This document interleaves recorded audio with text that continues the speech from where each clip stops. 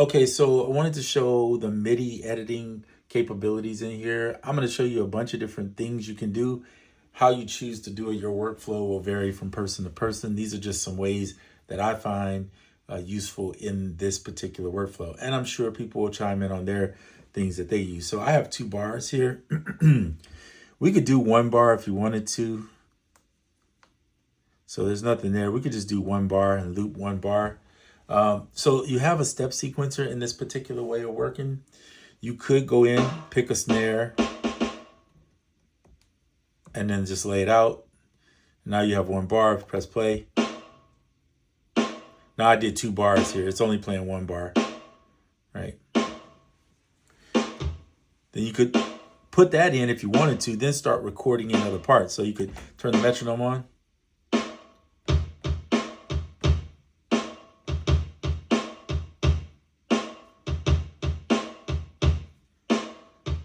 Then start doing it.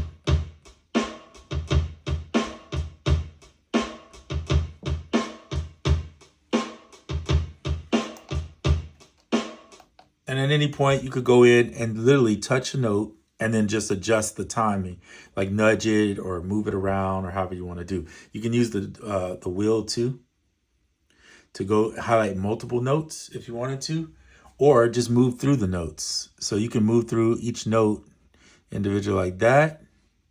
That's one way to do it. Touch the note here, nudge it. Maybe you want that one to be there. So it's, or you could go and select them, right? So you could edit and then do select all and all the notes. If you wanted to, you could either nudge them or hit quantize and it'll quantize. Now I have a quantize set to 0, so you could turn it up if you want 100% and then hit quantize and it'll adjust the notes to the grid accordingly.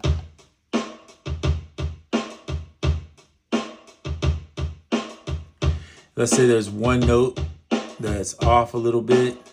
I'm gonna deselect, like this note, maybe I wanna move it. So this note is right here, I know it because I can see it's obviously off. See, you can see it there, you can zoom in that way. If I just wanna move that one note, highlight the note, and then we're gonna go nudge it. There you go. And you'll see you could have just sat here and pressed it here because it would just put it on the spot. But that's a real simple, basic something, but just to show you how to nudge and move. So it's really simple. Honestly, because I'm not a drummer, a lot of times, unless I'm trying to get a specific rhythm of something, I'll plug in at least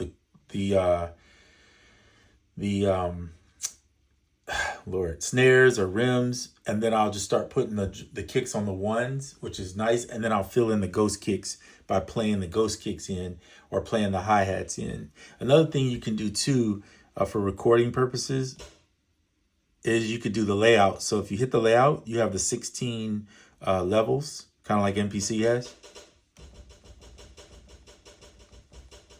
So if you want the velocity to vary, but there's a trick too. I'm gonna show you this, hold on. So let's say you're here, right? Hold on, let me do select all. All right, so it selected all of them. That's not what I want to do. I want to select just the, let's see if I do this. So this is something I'm learning too, but I already know how to do this in the computer because it's so simple, but it's being able to select multiple notes. Currently, I know you can select all. I haven't fully got down to selecting a bunch of notes. I know you can do it. I just can't remember how. But anyway, let's say you want to vary the velocity. So there's a velocity range. So you could say, okay, that velocity is hitting at 90, but I want it to kind of be varied. So I could literally go through each one and just adjust the velocity range a little bit on each one. Now in the computer, and I'm sure you can do it in here, you can select the whole group of them and just adjust the velocity range. You don't have to do them one by one. So there you go. So now the velocity is going to vary when it plays through. But it starts at whatever that note is and it's going to vary it a little bit. You also have probability, so you could adjust probability of a note hitting. Like let's say I don't want, let's pick a note. This one to hit all the time, I want it to hit 40%. I'm gonna do 50%, half the time. So that time it hit, now watch the next time. Hit.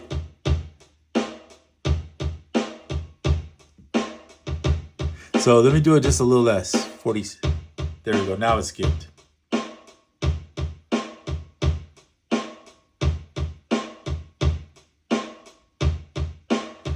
I'm gonna lower it to like 20%, 25.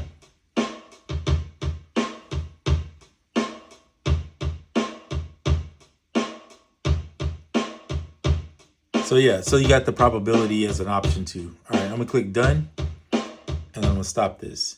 So the editing in it is ridiculously easy.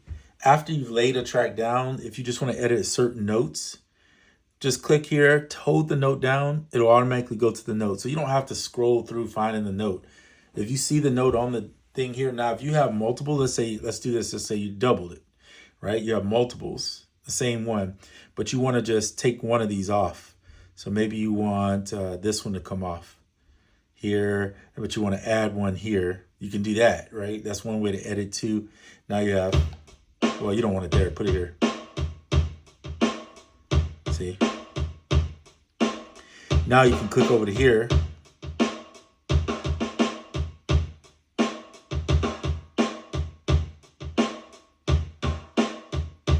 I'm going to add in another snare, a different snare.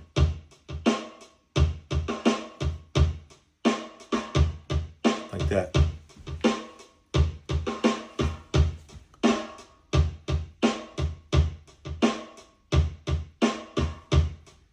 So see what I'm saying? You can come back and real easy just add in parts. It's just that simple.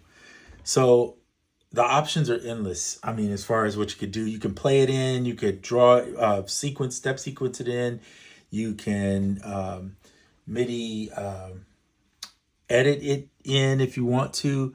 I would not say draw it in. If you're going to draw it in, if you're thinking draw it in, just use the pads to place the note, and then you can go in and edit the start and length or end of it, you know, if you want to do that. Let's keep it going. So they also have note repeat. So in case you didn't know that, it is over here. So if you hit the repeat, right?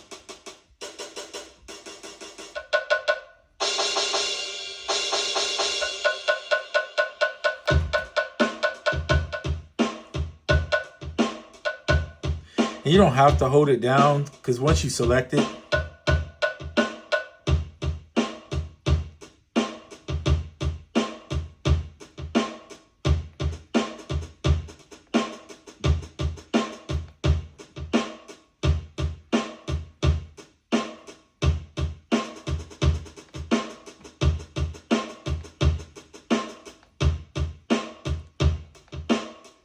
or turn repeat off, because baby don't want to use it. I don't use note repeat often, but you got your note repeat strip stuff here. This can cycle through your parts. So if you touch here, you can go through them, or you can use the octaves, which is what I like to use, just to go up and down through your things, because I have my drums all over the place here. This is a Addictive Drums kit I sampled in all the parts and put them on exactly the pad they would go on the computer. So if I wanted to use my MIDI, it would be pretty easy to move around. So anyway, that is the editing that I find very useful in here. It's super easy to use. It's not complicated at all. And depending on what layout you're on, so there's the layout where you see it right here, the 2 bars, you know, and then zoom out so you can see the 2 bars. There's 2 bars. Super easy to zoom into to specific things. You don't need a touch screen to zoom. I find it better for my workflow, and I like not touching a screen. I kind of get tired of that really quickly for some reason. I think because I did it so much on the iPad, it drives me nuts now to even do it. I prefer just touching a button. So, yeah, that's it for that. This video is just about showing you some of the editing tools. This is on the current version that's not the beta version. So at the time of filming this, I can't remember which version I'm on. I guess I could look through. I don't want to show any personal information that might be tied in here. Let me see if the settings show me which version I'm on.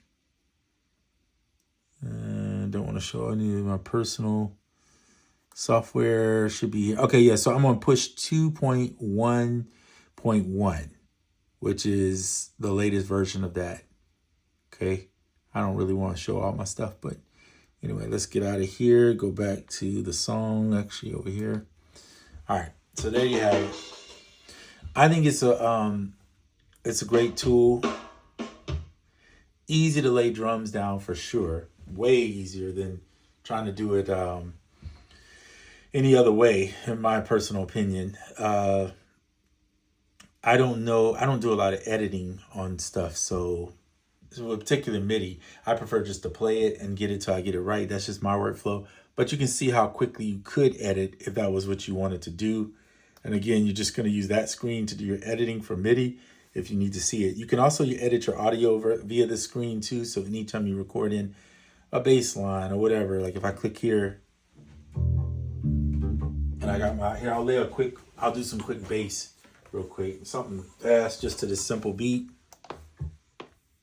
Hold on. I forgot to shift start so it doesn't, there we go.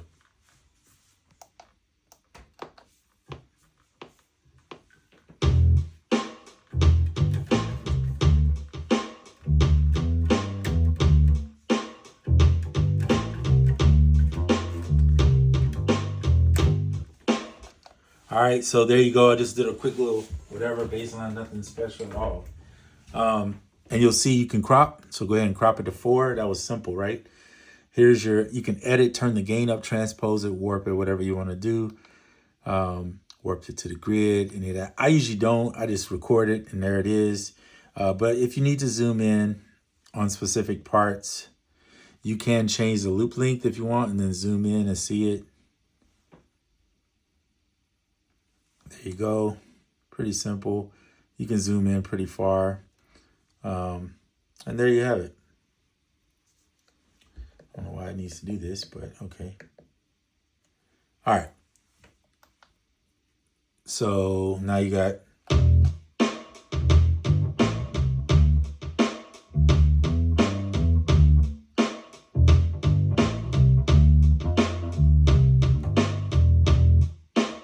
and it's going to loop, right? Because that's what it does. It does really good at looping and all of that. If you wanted to record something in and then convert it to a sampler, you can do that and then go in and chop those pieces up. Or you could just bring in stuff to your sampler and chop it up however you want to do.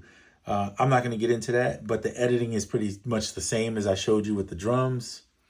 Same principle, get in, you can edit. Once you get all your chops and things up, you can edit and then do your sequence in that way. So that's it for editing on it. I think it's easy. It's, not a touch screen. If you have to have touch screen, then probably MPC is a better way for you. I personally don't care about that. And I try to do as least amount of editing as I possibly can because I want my stuff to sound more natural than sounding so robotic or so right on the grid. But like I said, you can put stuff right on the grid too. It's not like it's complicated. All right, so that's it. If you got any questions, drop them in the comments. Appreciate all of you, and I'll see you on the next one.